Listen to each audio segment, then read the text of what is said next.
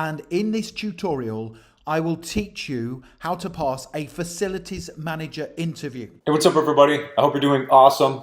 Today somebody sent me a link to a video where somebody's giving you proven answers that are going to help you land a job in facility management, and I'm here to review that for you and give you the real world take from someone who's landed many facility management jobs and tell you whether this is true or not, whether it lives up to the hype, and I'm going to give you my reactions along with it. So let's get started. Answers to all of those interview questions. So right out of the gate, I would say it's proven by what? Back it up.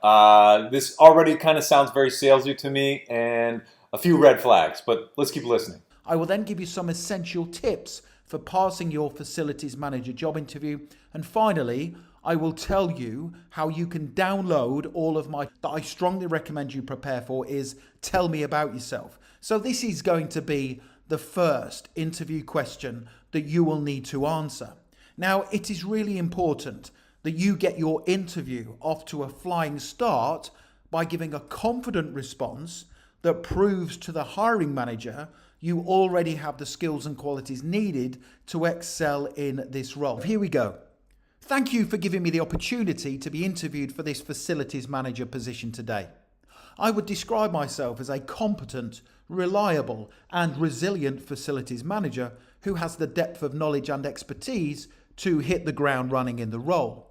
I am a strong communicator and I understand the importance of building positive relationships with staff, suppliers and contractors. I am an analytical problem solver and I can be relied upon to make decisions that are in the best interests of my employer. Now, over the years, I have gained lots of experience in a variety of roles where the need to work to strict rules and procedures is essential and where I have to plan and organise my work in order to be effective. Now, if you hire me as your facilities manager, I will always focus on the organisation's commercial objectives. I will be frugal whilst using resources, and I will ensure all staff I am responsible for work on time and to the highest standards achievable. That is a confident and brilliant answer to that first facilities manager interview question. Tell me about yourself. So tell me about yourself. I definitely think this is absolutely going to come up. No questions asked that they're going to ask this question. Do I think it's a brilliant answer? If you have this thing so well rehearsed that it comes off very natural, genuine, maybe you're going to pass it off, but there are so many things in there that they said that I just don't agree with. And if it were me and somebody didn't go through chronologically their resume about tell me about yourself, what have you done in the past, type of a thing, and leading into specific companies, hey, I've been a facility manager for the last 15 years. I think hitting a lot of these key words may sound a lot better than it actually is in reality. This reminds me of the Mike Tyson line that everybody's got a game plan until you get punched in the face. So I will say that preparing for these types of questions is absolutely the right thing to do. I would probably not say 90% of what he said in here. I would, again, base it off of your background. I would start from your furthest job and then work yourself all the way to your most recent, and in that 45 seconds, no more than somewhere between 45 seconds and a minute, kind of going over my past experience as a facility manager. And I would state the companies I work for, the teams that I've managed, and then along the lines of the size of the properties and maybe some of the key projects. But this is already way too verbose. I would not say this at all. Why do you want to work for our company as a facilities manager? Here we go. I would like to work for your company because I genuinely believe as a competent facilities manager, you need the support of your employer. Now, a facilities manager is only as good as their employer, and having researched your company before applying, I was impressed with your track record of success, the numerous accolades you have received, and the vision you have for the organization. I am looking for long-term employment with the same company, and I believe I can genuinely add value to your organization by quickly becoming a productive, trustworthy, and competent facilities manager. Definitely going to come up what attracted you to this company. It may not be said in those exact words, but it's going to be brought up for sure. Why do you want to work here? Why do you want to work for us? And knowing why you want to work there is a big part of it.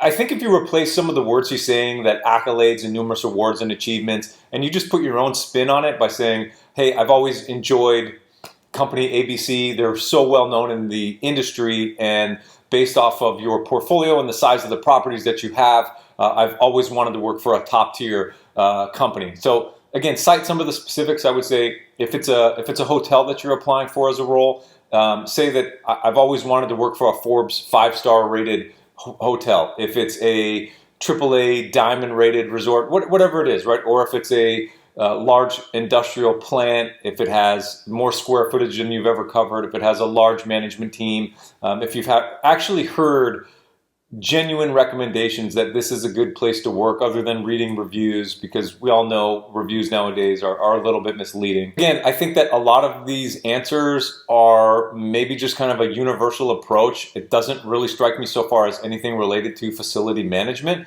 If you can tie in your specific goals and achievements from your last company, like, hey, one thing that attracted me the most about working for this organization was that you're on the cutting edge of X, Y, and Z. Maybe it's AI, maybe it's something else, technology, and I would love to not only bring my skill set to your organization to help improve your processes, but also I'm looking to continue to grow as a facility manager, and I think that you're going to offer me those opportunities. What skills and qualities are needed to be an effective facilities manager? Here we go.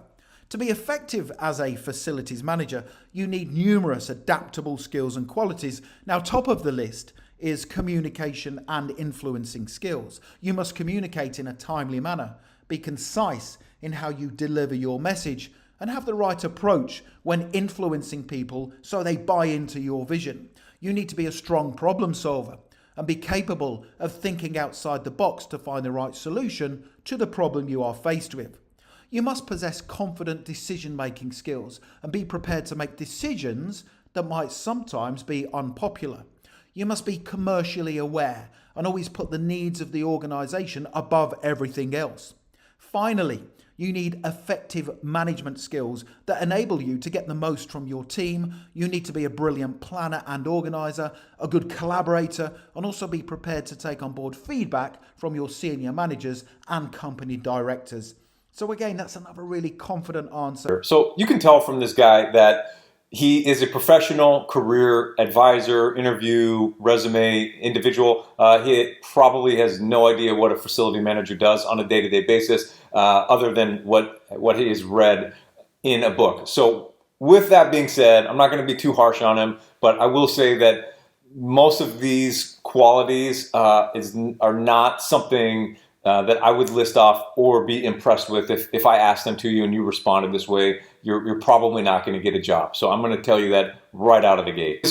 His first answer is communication, right? I think that effective communication definitely is one of, if not the top attributes that you're going to need. I've talked about it in some of my other videos where there's a difference between hard skills and soft skills. Soft skills being the communication, project management, budgeting, financial. Then the hard skills are going to be your more technical aspects, right? Where you're going to be able to pull out your multimeter, you're going to know how to troubleshoot, you're going to know how to diagnose and repair and turn wrenches, so to speak. So I think that those do go hand in hand, and knowing that balance between them.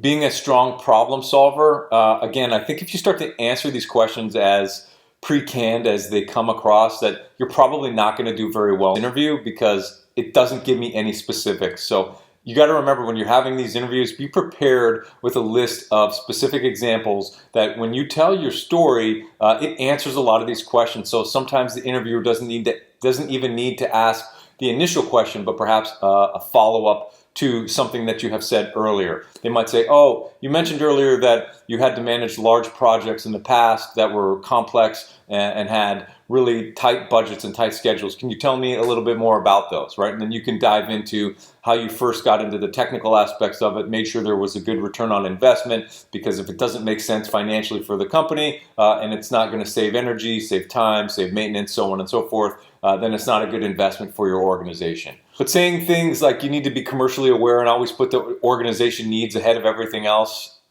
I mean, I would never say that, and it comes across so disingenuous that I think it's not a good idea. Tell me about a time when you had to make a difficult decision. Here we go.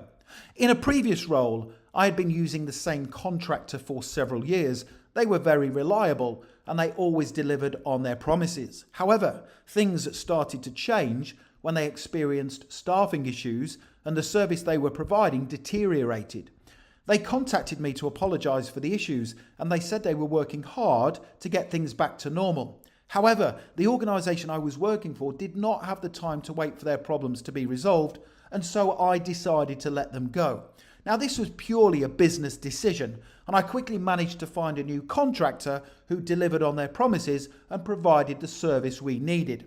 I will not be afraid to make ruthless or difficult decisions as a facilities manager, and I will always prioritise your commercial objectives. That's a great example answer to that difficult interview. At a time you had to make difficult decisions. Absolutely. As a facility manager, you have to make difficult decisions on a day-to-day basis, whether that's in a plant, in a property, whether it's finance, personnel. There's so many different things that come up. But I will tell you, this is not a great example. He phrased the question correctly. You're going to want to have a specific example in mind. You're going to want to prepare for this question. It will absolutely be asked, but it is a terrible example. First and foremost, the whole scenario didn't really make a lot of sense. The vendor calls you to apologize because they know that they're not doing well. Personally, that has never happened to me. I've never gotten a call from a vendor saying that they've dropped the ball. So if that happened, I would actually be very inclined to keep that vendor because, wow, what great compassion and just self-awareness that they would have in order to know that they need to reach out and do a soft touch so they don't lose an account. That'd be fantastic, but that's never happened. And the final thing that he said in there that I completely disagree with is that if you tell someone you are ruthless, that you have no compassion or empathy or sympathy for business, for people because it was a business decision, that's a huge red flag. If you tell me you're ruthless in any sense, I think of you as someone who is almost like cannibalistic in some sense, or that is always looking out for themselves, and that would be an enormous red flag. I would put that down as a mental note and say, wow, tell me more about your ruthless behavior. I don't understand what that means.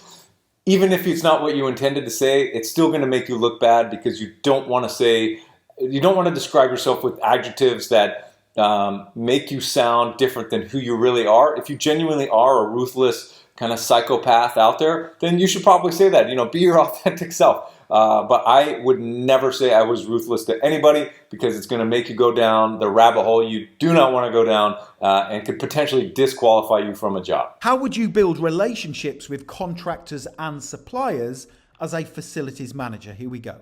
I would choose contractors and suppliers carefully by analysing their track record, how long they have been operating for, and their reliability.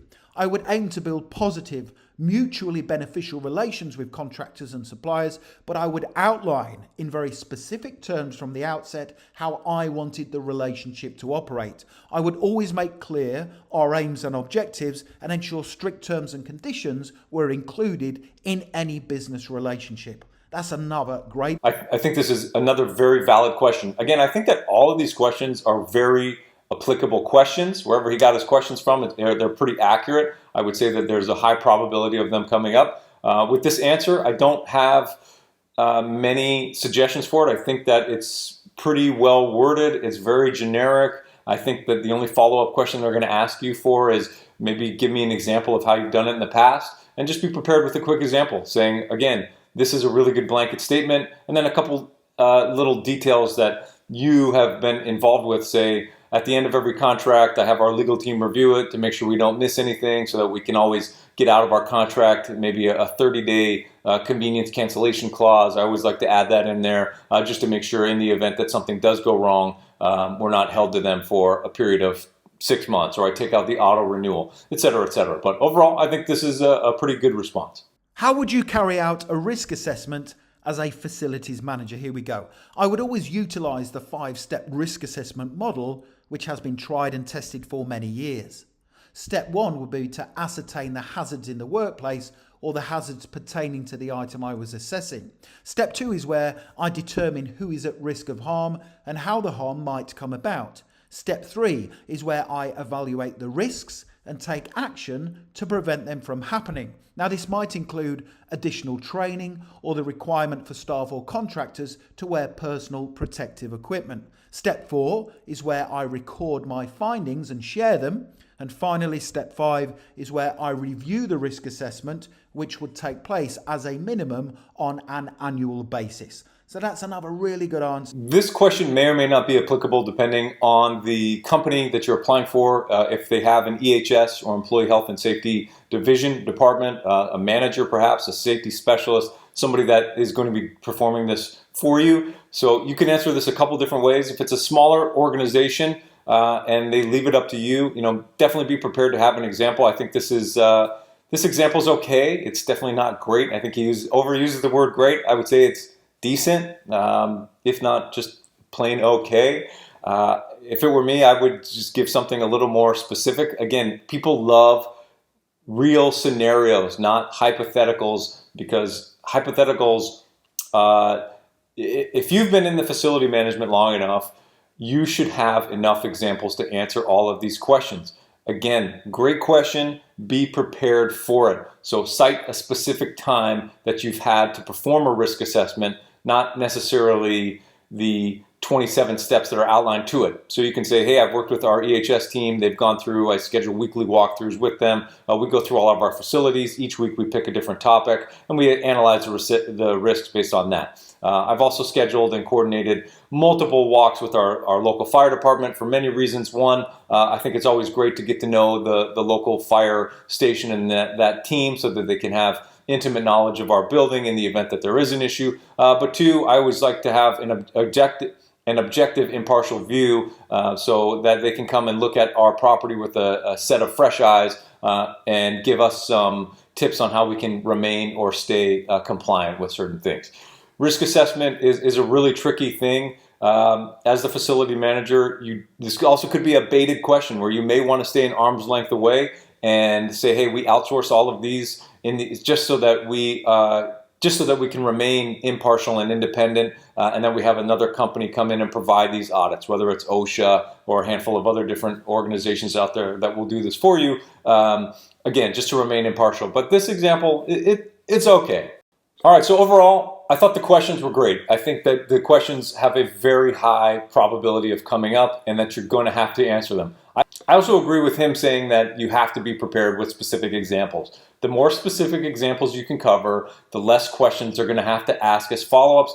And frankly, you're just going to come across as a seasoned veteran who's been in this industry for a while with lots of specific examples. So making sure that you have those specific examples ready to go, somewhat well rehearsed so that the story doesn't sound jumbled and it gets to the point relatively quickly is definitely key. I think the bottom line is that it also shows you're very prepared for the interview. So not only have you done your research on the company, but you're engaged and that you're polished. But in summary, I would say that on a score of 1 to 10, I would give this probably a 4, right? So you have a 40% chance of passing if you were to go out there. If you were to memorize everything that this person said, and these were the only questions that they asked, and you gave those answers to a seasoned hiring director, let's say a director of engineering is hiring for an FM or the operations manager, and you gave those interview answers the way that they were presented, it's still very unlikely that you're going to pass. If you were to ask me,